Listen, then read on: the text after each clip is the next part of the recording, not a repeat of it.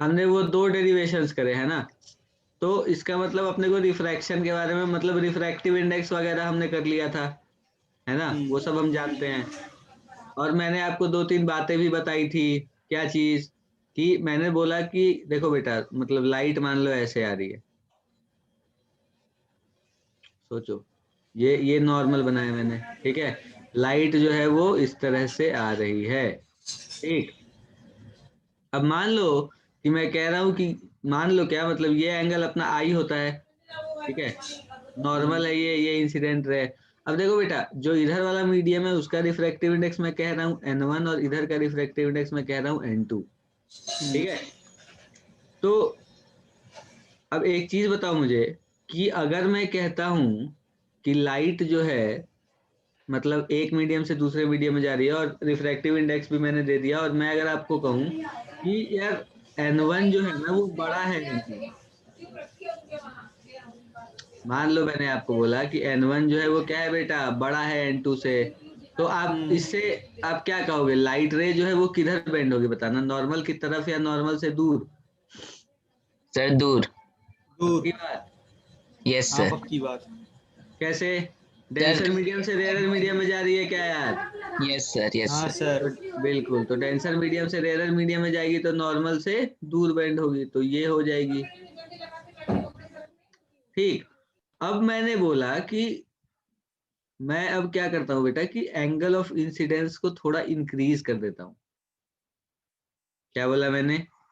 मैं angle of incidence को थोड़ा इंक्रीज कर देता हूँ, तो क्या होगा, लाइट और इधर बेंड होगी। Yes sir.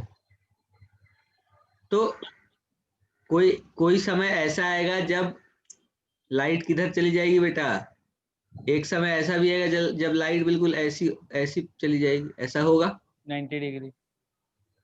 ये ऐसी हो जाएगी, ये हाँ रिफ्रैक्टेड सर, रे और ये इंसिडेंट रे, होगी या नहीं होगी, ये बताओ पहले हो मुझे। जाएगी हो जाएगी। Yes sir sir. हो जाएगी। बिल्कुल होगी। तो वही मैं कह रहा हूँ कि अगर एक ऐसा ऐसा समय आता है जब भी लाइट डेंसर मीडियम से रेयरर मीडियम में जाती है बेटा, तो एक ऐसा समय आता है जब रिफ्रैक्टेड रे जो है वो, मतलब एंगल ऑफ रिफ्रैक्शन जो है वो कितना हो जाता है भैया, 90 डिग्री हो जाता है, ठीक है। तो इस समय जो एंगल ऑफ इंसिडेंस होता है ना, इसे हम कहते हैं, पता है क्या, क्रिटिकल एंगल। क्या कहते हैं बेटा? Critical angle. Critical angle. कब होता है क्रिटिकल एंगल? जब एंगल ऑफ रिफ्रैक्शन कितना हो रहा हो बेटा? 90। 0 से 90 90 डिग्री डिग्री। के बीच में। अच्छा 90 डिग्री। बिल्कुल, बिल्कुल। जब एंगल ऑफ रिफ्रैक्शन 90 डिग्री हो जा रहा हो, तो उस समय पर जो एंगल ऑफ इंसिडेंस होता है उसे हम क्या कहते हैं बेटा, क्रिटिकल एंगल। और अब मान लो कि मैंने ये बना दिया, ठीक है, यहाँ तक कर दिया मैंने। अब अगर मैं और बढ़ाऊं बेटा, मतलब ऐसा सोचो आप कि ये हमारा इंटरफेस है, ठीक है, ये हमारा नॉर्मल है ना, और मैं कह रहा हूँ कि एक लाइट रे जो है वो ऐसी आ रही है, और जिसके वजह से जो हमारा रिफ्रैक्टेड रे है वो इस तरह चला जाता है, ठीक है। ये हमारा इंसिडेंट रे है और ये हमारा रिफ्रैक्टेड रे है, ठीक। तो अब बताओ मुझे कि अगर अब मैं इससे भी बढ़ा दूं एंगल ऑफ इंसिडेंस को, अगर मैं इससे भी इंक्रीज कर दूं, अब ये वाला एंगल कौन सा है बेटा, ये वाला जो एंगल हमारा कौन सा है, ये क्रिटिकल एंगल है ना, क्योंकि इस एंगल पर क्या हो रहा है, जो रिफ्रैक्टेड रे है वो बिल्कुल, हाँ बिल्कुल ऐसे चला जा नो। रहा है, हाँ। ठीक है। जो हमारा रिफ्रैक्टेड रे है वो बिल्कुल कैसा चला जा रहा है बेटा, इसे हम इंटरफेस के कहते हैं, साथ। हाँ, इंटरफेस के अलोंग, इंटरफेस के अलोंग। और ये वाला एंगल जो है वो 90 डिग्री, मतलब एंगल ऑफ रिफ्रैक्शन जो है वो कितना हो रहा है बेटा, 90 डिग्री हो जा रहा है। तो इस समय पर हम कहते हैं कि जो लाइट रे है, जो हमारी ये इंसिडेंट रे, जिस समय ये एंगल ऑफ रिफ्रैक्शन 90 डिग्री हो गया, उस समय हम कहते हैं कि जो मेरा एंगल ऑफ इंसिडेंस होगा वो क्रिटिकल एंगल होगा। एक चीज तो ये। और अगर अब आप सोचो बेटा कि अब इससे भी ज्यादा अगर मैं बढ़ाऊं angle of incidence, critical angle से भी ज्यादा बढ़ा दूं, तो क्या होगा? जितना ऊपर आ सेम जाए। साइड हो जाएगा सर। तो फिर उसके बाद रिफ्लेक्शन होने लग जाएगा क्या? हाँ सर। Yes sir. उसके बाद क्या होने लग जाएगा बेटा, रिफ्लेक्शन होने लग जाएगा। एक्शन। तो यही जो फेनोमेना होता है ना, इसे हम कहते हैं total internal reflection. Okay. Sir ये रिफ्लेक्शन के लॉ फॉलो करेगा? बिल्कुल करेगा। सर तरा भी। क्या कह रहे हो? सर अभी भी तो कर ही रहा है, दिख तो रहा है साफ साफ। हाँ वही तो कह रहा हूँ, करेगा ही बेटा, करेगा ही सेम बिल्कुल प्लेन करेगा। हाँ ठीक है। तो मैंने क्या बोला कि क्रिटिकल एंगल से ज्यादा अगर एंगल होगा तो ये इंटरनल, ये रिफ्लेक्ट हो जाएगा। तो मतलब एक चीज सोचो बेटा आप कि जब मैं टोटल इंटरनल रिफ्लेक्शन की बात करता हूँ तो इसमें होता क्या है कि मतलब इसके 2-3 पॉइंट्स है बेटा, है ना, जो हमें ध्यान में रखना चाहिए। टोटल इंटरनल रिफ्लेक्शन होने के लिए क्या क्या महत्वपूर्ण है।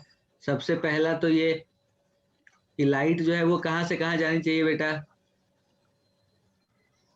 कहाँ से कहाँ जानी चाहिए बताओ। ऑप्टिकल डेंसर से ऑप्टिकल रेयरर। बहुत अच्छा, ट्रेवल होना चाहिए डेंसर टू रेयरर। सबसे पहले पहला महत्वपूर्ण चीज कि डेंसर से रेयरर अगर लाइट जा रही होगी तभी हम कहेंगे कि टोटल इंटरनल रिफ्लेक्शन हो सकता है, पहला। दूसरा, क्रिटिकल एंगल से आगे वाले एंगल पे क्रिटिकल हाँ, एंगल से ज्यादा होना चाहिए। Angle of incidence greater than critical angle. बोलो। हाँ सर। ठीक है। अब एक बार अगर मैं क्रिटिकल एंगल के बारे में बात करना चाहता हूँ बेटा, देखो, अगर मैं इस क्रिटिकल एंगल के बारे में बात करूं, मतलब क्रिटिकल एंगल की वैल्यू अगर निकालना चाहता हूं मैं, तो मैं क्या लिखूंगा बताना, क्या लिखूंगा बेटा। जैसे मान लो मैंने क्या बोला कि ऊपर वाला जो हमारा मीडियम है उसका रिफ्रैक्टिव इंडेक्स कितना, n1 माना था ना मैंने, और इधर वाला n2 माना था, और मैंने आपको ये भी बोला कि n1 जो है वो बड़ा है n2 से। बोलो, है ना n1 जो है वो बड़ा है n2 से। तो बेटा इस यहाँ पर मैं स्नेल्स लॉ तो लगा सकता हूँ, क्योंकि यहाँ रिफ्रैक्शन तो हो ही रहा है ना अभी क्रिटिकल एंगल तक के लिए। उससे जैसे ही आगे बढ़ गया तो उसके बाद नहीं हो रहा, लेकिन क्रिटिकल एंगल तक के लिए तो टोटल इंटरनल रिफ्लेक्शन हो, मतलब रिफ्रैक्शन हो ही रहा है क्रिटिकल एंगल तक के लिए। Yes sir. तो मैं यहाँ पर क्या लिख सकता हूँ बताओ, सोच के देखो। अगर मैं स्नेल्स लॉ लगाऊं तो क्या लिखूंगा बेटा, n1 sine c is equal to N2 sin 90। Sine 90, क्योंकि एंगल ऑफ रिफ्रैक्शन कितना हो गया, 90 डिग्री हो गया है 90 ना। हो गया। तो यहाँ से हमारे पास जो हाँ साइन सी की वैल्यू आएगी वो कितनी आएगी बेटा, N2 sin 90 and upon two N1। n2 upon n1। N1। हाँ सर, हाँ sin 91 हो गया, सही है। अच्छा, अब अगर मैं एक चीज आपको ये भी कह दूं बेटा, देखो ये तो हमने sine C is equal to n2 upon n1, ये बिल्कुल नॉर्मल, बिल्कुल जनरल रिजल्ट है ये, ठीक है। अब ये ऐसा नहीं है कि मतलब इसमें n2 क्या n1 क्या कुछ भी, मतलब बस एक चीज है कि लाइट जो है वो डेंसर से रेयर जानी चाहिए, टोटल इंटरनल रिफ्लेक्शन हो जाएगा, ये हमारा फॉर्मूला है, ठीक है। साइन सी जो है वो हमारा वो n2 अपॉन n1 हो सकता है। अब देखो एक और चीज कि मान लो कि जो इधर वाला मीडियम है वो एयर है। अगर ये मीडियम एयर होता बेटा तो n2 की वैल्यू कितनी हो जाती, 1। 1 बिल्कुल, 1 n2 की वैल्यू 1 हो जाती, तो हम क्या लिखते बताना है अब इसके लिए, sine C sine, is equal to 1 N2। Upon N1। अच्छा N2 हो गया, ठीक है ठीक।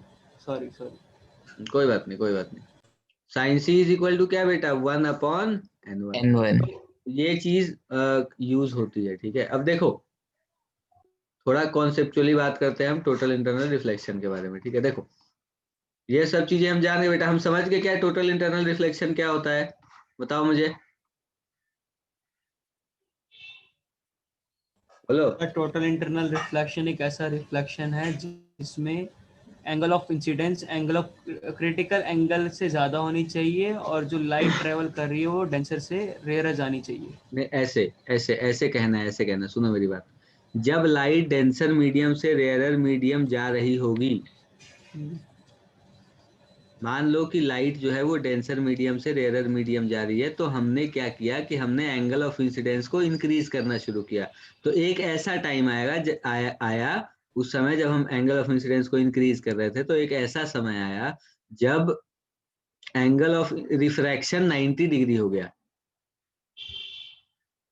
एक ऐसा समय आया जब एंगल ऑफ इंसिडेंस कितना हो गया बेटा, एंगल ऑफ रिफ्रैक्शन क्या कितना हो गया बेटा, 90 डिग्री हो गया। तो उसके बाद अगर हमने ये एंगल ऑफ इंसिडेंस इंक्रीज किया है, तो हमने देखा कि जो लाइट रे है वो वापस उसी मीडियम में रिफ्लेक्ट हो जा रही है, वो दूसरे मीडियम में रिफ्रैक्ट नहीं हो रही है, वो उसी मीडियम में रिफ्लेक्ट हो जा रही है। हाँ, इस फेनोमेना को हमने क्या नाम दिया बेटा, टोटल इंटरनल रिफ्लेक्शन। समझ आई बात। Yes sir. चलो ठीक है, बहुत अच्छी बात है। अब देखो एक चीज और समझाता हूँ तुम्हें मैं, ठीक है। देखो अब ये इसका सिग्निफिकेंस क्या है बेटा, मतलब महत्व क्या है इसका। अब आप सोचो कि जैसे मान लो कि मैं कह रहा हूँ कि नीचे जो है वो एक, मतलब ये वाटर बेड है, मतलब ये ऐसा समझ लो आप कि ये सी जो होता है ना हमारा, सी का सबसे ऊपर वाला सतह है सी का, ठीक है, सरफेस, ऐसा समझो सरफेस है ये सी का, ठीक है। तो इसके ऊपर एयर होगा और इसके नीचे पानी होगा। हाँ सर। तो यहाँ नीचे मैं कह देता हूँ कि पानी है, कह दूं, बिल्कुल कह दूंगा। वाटर है इधर, इधर मैंने कह दिया एयर है। अब सोचो एक चीज बेटा, कि मैंने यहाँ एक पॉइंट सोर्स रख दिया, लाइट का सोर्स रखा मैंने यहाँ पर, सोर्स, ठीक है, एक लाइट सोर्स रख दिया, ये सी है। तो मतलब इस पॉइंट सोर्स एस से जो लाइट निकल रही होगी बेटा, वो इस पर जाएगी, यहाँ पर जाएगी और फिर यहाँ से रिफ्रैक्ट होके जाएगी। मान लो मैं कहता हूँ कि ये जो हमारा वाटर है इसका रिफ्रैक्टिव इंडेक्स 4/3 है, मान लिया हमने, या फिर म्यू मान लेते रिफ्रैक्टिव इंडेक्स, उसमें कोई दिक्कत वाली बात नहीं है, ठीक है। मान लो मैंने कह दिया कि रिफ्रैक्टिव इंडेक्स जो है वो 4/3 है। तो बेटा इस सोर्स से जो लाइट निकल रही होगी, अब मान लो कि यहाँ एक ऑब्जर्वर भी है, ये भी सोच लो तुम थोड़ी देर के लिए, कि मान लो कि यहाँ कहीं एक ऑब्जर्वर बैठा है, ठीक है, यहाँ पर, है ना, वो देख रहा है। तो सोर्स से जो आती हुई लाइट होगी बेटा, सोर्स से आती हुई जो रोशनी होगी, वो किधर होगी, देखो कैसे जाएगी, वो ऐसी जाएगी, यूं जाएगी पहले तो, है ना, फिर ऐसे रिफ्रैक्ट होगी, है ना, फिर यूं जाएगी, फिर उसके बाद और भी रिफ्रैक्ट होगी, ठीक है। फिर एक ऐसा समय आएगा जब ये ऐसे यहाँ जाएगी और फिर बिल्कुल ये यूं हो जाएगी। ऐसा होगा क्या बेटा? Yes sir. और Yes, ऐसा sir. हर तरफ होगा क्या? सोच के देखो, हाँ Yes, दोनों sir. हर तरफ यस रहेगा। सर। ऐसा हर तरफ हो रहा होगा। तो मैं कह सकता हूँ क्या बेटा कि मतलब मैं अगर ऊपर खड़े होकर देख रहा हूँ, तो अब देखो, अब मैं क्या बना रहा हूँ, सुनना ध्यान से। अब अगर मैं ऊपर बैठ के देख रहा हूँ बेटा, ये मान लो कि रिवर सरफेस है, ठीक है। अब ये यहाँ पर जो मैं बना रहा हूँ वो रिवर का सरफेस बना रहा हूँ बेटा, देखो ये टॉप व्यू है, ये क्या है बेटा, एक टॉप व्यू है ये। तो यहाँ पे मुझे कुछ जो रोशनी आती हुई दिखेगी वो कुछ ऐसी आती हुई दिखेगी क्या बेटा, ऐसी, हाँ बोलो, सर। ये बात समझ आ रही है सबको या नहीं यस आ रही? सर। हाँ आ रही है। ऐसी, मतलब ऐसा सोचो कि यहाँ पे नीचे मैंने पॉइंट सोर्स लिखा दिया, ठीक है, तुम देखना ध्यान से बेटा। मान लो कि मैंने एक पॉइंट सोर्स ले लिया और यहाँ ऊपर सरफेस है, तो हर डायरेक्शन में लाइट जा रही होगी ना, इधर इधर। तो जो मतलब वहां से जो सरफेस के ऊपर से जो निकल रही होगी रोशनी, वो एक सर्कुलर में निकल रही होगी, हाँ। पक्की बात है ये। हम्म, तो अगर ये जो सर्कुलर में निकल रही होती है, इसका रेडियस निकालने को कहते हैं अपने को, कि ये रेडियस आर बताओ कितना होगा। तो हम इसे कैसे करेंगे, देखो मैं बताता हूँ तुम्हें। मान लो कि ये हमारा सोर्स है बेटा, ठीक है। तो इस सोर्स से ऊपर मान लो कि मैंने बोला कि ये हाइट जो है ये अपनी एच है, ये हाइट कितनी है, एच। तो अब अच्छा। एक चीज बताओ बेटा, कि यहाँ से बाहर, इस जगह से बाहर तो लाइट नहीं जा रही होगी, नहीं। तो मतलब जो रेडियस अपने को दिख रहा होगा वो ये वाला रेडियस होगा क्या बेटा, सोच के देखो। Yes, हाँ। sir. Yes, sir. Yes sir. सबको समझ आ रही है ये बात या नहीं आ रही? Yes, sir. आ रही Yes, है। sir. ये रेडियस होगा, जो सर्कुलर पाथ, जो सर्कुलर अपने को यहाँ दिख रहा होगा वो ये वाला रेडियस होगा, ये रेडियस आर हो गया, ये एच हो गया। ये वाला एंगल क्या है बेटा, क्रिटिकल एंगल है क्या? हाँ सर। Yes sir. और ये लाइन पैरेलल है क्या बेटा? Yes sir. Yes, sir. हाँ तो सर। ये क्रिटिकल एंगल है, तो क्या ये वाला एंगल भी क्रिटिकल एंगल होगा? बिल्कुल सर। Yes, sir. होगा. तो यहाँ से मैं क्या लिख सकता हूँ बताना, अगर मुझे रेडियस निकालना है और मुझे ये हाइट एच पता है, तो मैं क्या लिखूंगा, tan c is equal to R upon H, बताओ। हाँ tan sir. Theta is equal to perpendicular upon base, तुमने सुना Yes, है sir. क्या सही बेटा? है. हाँ हाँ हाँ Yes, sir. परपेंडिकुलर। सुना है. तो tan c is equal to r upon h में लिख सकता हूँ। ये रेडियस r है और ये हाइट कितनी है, h है, तो tan c हमारा r अपॉन h हो गया। तो यहाँ से r की वैल्यू क्या हो जाएगी बेटा, tan ch। tan c into h। r की वैल्यू हो जाएगी हमारे पास h tan c। हाँ बिल्कुल, r की वैल्यू मैं लिख देता हूँ कितनी बेटा, h tan c। अब tan c की वैल्यू कैसे निकाले यार, तो बेटा देखो ये वाला जो ये हमारा एंगल ऑफ इंसिडेंस और ये एंगल ऑफ रिफ्रैक्शन, तो c के लिए अगर मैं लिखूं तो c के लिए हम क्या लिख सकते हैं बेटा, बताओ क्या लिख सकते हैं c के लिए, बताओ मुझे।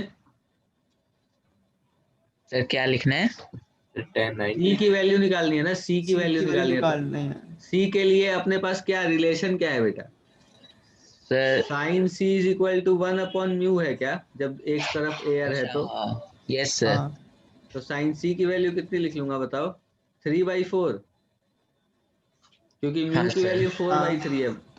देखो हाँ सर ठीक है। तो साइन c की वैल्यू 3/4 लिख सकता हूँ।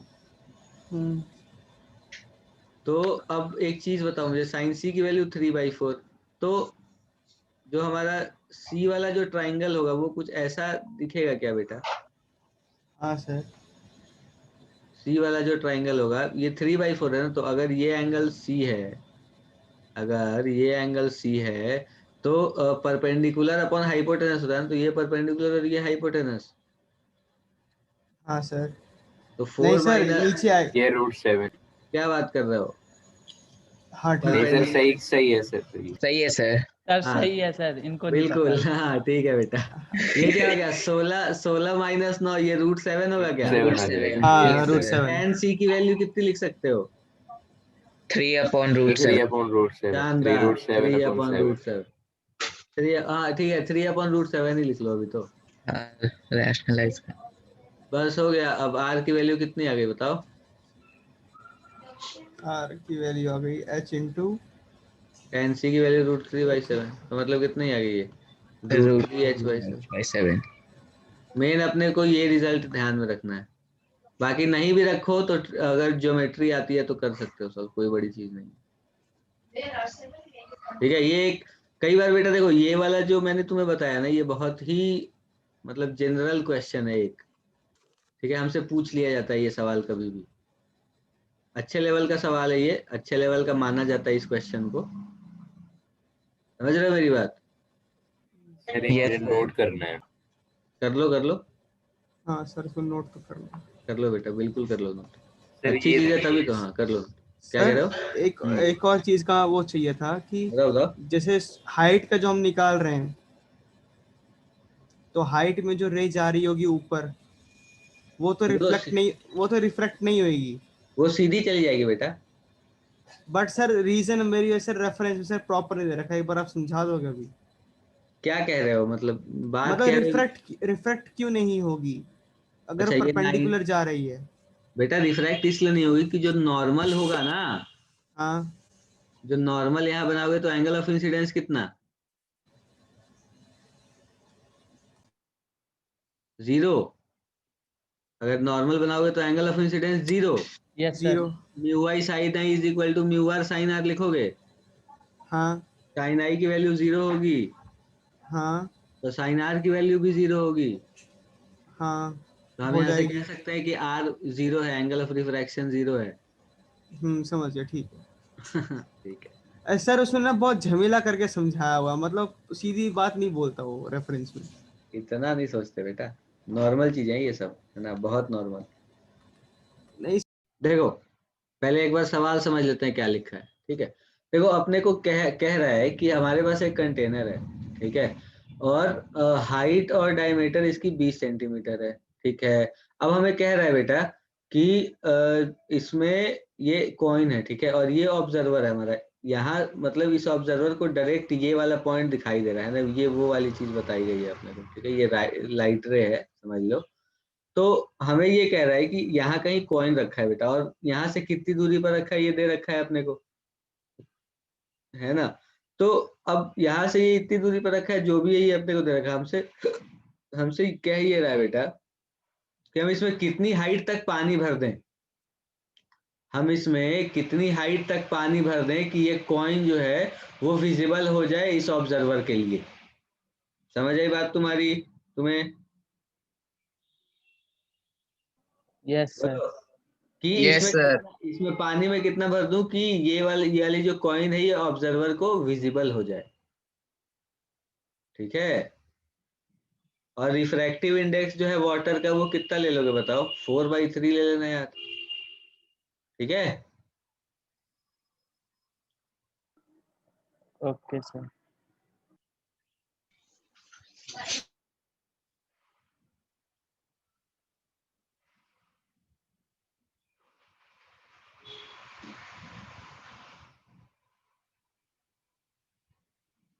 कर दो बेटा, सॉल्व कर दो जल्दी से।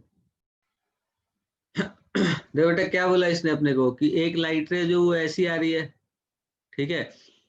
तो मतलब ये हमसे पूछा ये गया कि जैसे मान लो हमारे पास एक कंटेनर है, ये कंटेनर का सेंटर है, ये लाइट रे जो है ये ऐसी कुछ आ रही है, ठीक है।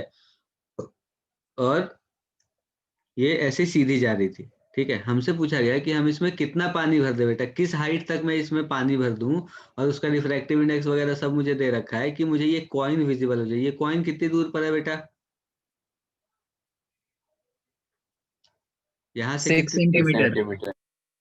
6 सेंटीमीटर पर है, बिल्कुल सही। ये 6 सेंटीमीटर हो गया। ये हमारा क्या हो गया? ये नॉर्मल है। अच्छा, ये वाला एंगल कितना होगा बेटा, बताना। मतलब अगर मैं भाई कहता हूँ ये इंसिडेंट रे और ये रिफ्रैक्टेड रे होगी तभी तो मुझे ये चीज दिखेगी। ये वाली जो चीज है बेटा ये मुझे कब दिखेगी? पॉइंट मुझे कब दिखेगी? जब यहाँ से आती हुई रोशनी मेरी आंखों में पहुंच जाएगी। हाँ तो ये वाला, इस वाले एंगल की बात करते हैं, ये वाला एंगल कितना होगा? अब तुम एक चीज सोचो बेटा कि ये वाली लाइन और ये वाली लाइन पैरेलल है क्या? ये लाइन हाँ और ये line, yes sir. Yes sir. तो ये वाला एंगल और ये वाला एंगल बराबर होगा क्या? Yes sir. यस हाँ सर। ठीक है। अब अगर इस एंगल की बात करूं मैं, तो ये एंगल, इस एंगल को अगर मैं थीटा मान लेता हूं बेटा, तो पता है मैं क्या लिख सकता हूं? मैं लिख सकता हूं क्या, सुनना ध्यान से। tan theta is equal to base upon height. Actual में ये परपेंडिकुलर अपॉन हाइपोटेनस, मतलब मैं इसका बेस कह रहा हूँ, इसकी, इसका जो बेस है ये वाली है, अपॉन इसकी जो हाइट है वो। लिख सकता हूँ क्या मैं tan थीटा को? Yes sir. हाँ यस सर। सर। तो अगर मैं ऐसा लिख सकता हूँ तो मैं लिख देता हूँ 20-20 सेंटीमीटर था क्या? Yes sir. तो यहाँ पर से हमारे पास tan थीटा की वैल्यू कितनी आ गई? 1। tan थीटा की वैल्यू 1, इसका मतलब थीटा कितना बेटा? 45 डिग्री। तो यस सर। ये वाला एंगल 45 डिग्री हो गया। सर ये वाला नहीं हुआ ना, पूरा का सर पूरा एंगल होगा पूरा ना। होगा ना सर 45 डिग्री तो ग्रीन वाले हाँ से सर। अबे तो वही तो लिखा है 45। नीचे वाला सर। नीचे वाला थोड़ी यार, वो तो अभी म्यू आई साइन है is equal to mu R sine R से निकालेंगे ना बेटा। Yes sir. अरे निकालेंगे ना। वर्टिकली अपोजिट एंगल नहीं है, दूसरा है वो। क्या कह रहे हो? सर वो वर्टिकली अपोजिट एंगल की बात कर रहे हैं शायद। अच्छा, तो ये ग्रीन वाले वाले से तो वर्टिकल अपोजिट होगा ही ना यार। ये वाला कह रहे हो क्या? Yes yes yes sir. हाँ अरे हाँ। Yes sir. यार बेटा, तो इस एंगल की बात थोड़ी कर रहे हैं अभी। ये ओके एंगल सर। थोड़ी चाहिए। अभी ये थोड़ी नहीं चाहिए, तो वो भी वैसे अभी देखो ना, अभी पता चलेगा बेटा, अभी तुम्हें धीरे धीरे महसूस होगा। अभी देखो ना कैसे कर रहे हैं। अभी ये वाला 45 डिग्री ये वाला निकालना है अपने को, इसे मैं आर कह देता हूँ, ठीक है। और क्या लिखूं बताओ? म्यू आई साइन है is equal to mu R sine R. बोलो। हाँ यस। तो म्यू आई साइन आई कितना यस बेटा? सर। 1 इंटू साइन 45 हाँ is equal to 4/3 sine R. हाँ तो हमारे पास साइन आर की वैल्यू कितनी आ जाएगी बेटा? 3/4 इंटू साइन 45 का मतलब 1/√2। हाँ। तो इसे मैं क्या लिख दूं? 3/4। 3/4/4√2। 3/4√2 ये साइन आर की वैल्यू हो गई। अब एक चीज बताओ मुझे कि मुझे चाहिए ये वाली हाइट। तो मुझे आर ये वाला एंगल पता है बेटा, तो मैं ये वाली हाइट कैसे निकाल सकता हूँ? आप सोच सकते हो क्या इसके ऊपर कुछ? इसे मैंने एक्सटेंड कर दिया। अब ये पता नहीं मुझे कहाँ ये टकराया, ठीक है, तो मैं इस पॉइंट को कुछ अलग पॉइंट दे देता हूँ, और ये तो मेरा सेंटर ही है ना। तो एक चीज बताओ बेटा मुझे, ये वाली दूरी कितनी है सेंटर से? ये 20 दूरी 10 है बे, डायमीटर 10 है बेटा। Sir sir 10 sir. कोई बात नहीं, कोई बात नहीं। 10 सेंटीमीटर क्या है बेटा डायमीटर, ये रेडियस डायमीटर 20 है, तो ये 10 हो गया। अब एक चीज बताओ, मैं इस पॉइंट से लेके इस सर पॉइंट आपने तक, पर ये तो कॉइन का दिया है ना, वो तो आपने कॉइन का लिखा था ना सर सब कुछ तो। सर वही कॉइन का हाइट डायमीटर tan थीटा भी जो 20/20 है सर, वो क्या किया ये? हाइट है। भाई तो मैं भी सोच रहा हूँ यार 20। वही मैं सोचू भाई क्या ऐसे लिखा तो है कुछ बेटा? नहीं लिखा। देखो अरे सर हाइट एंड यार, diameter of the coin. Sir coin लिख अरे रखे हैं। नहीं तो सर अब इसलिए कर तो दो। सोचू सवाल इससे हो जाता क्वेश्चन क्यों नहीं सर। होगा। क्या बात कर रहे हो बेटा, चलो अब कर दो, चलो कोई बात नहीं। हाँ कोई बात नहीं, अब कर दो।